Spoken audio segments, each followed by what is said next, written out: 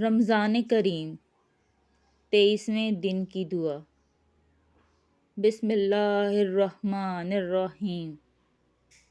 اللہم اغسلنی فیہ من الذنوب وطہرنی فیہ من العیوب وامتحن قلبی فیہ بتقوی القلوب یا مقیل اثرات المذنبین۔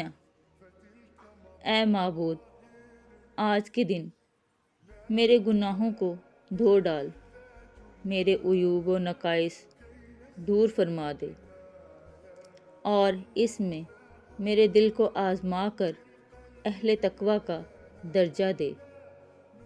اے گناہ گاروں کی لغزشیں معاف کرنے والے۔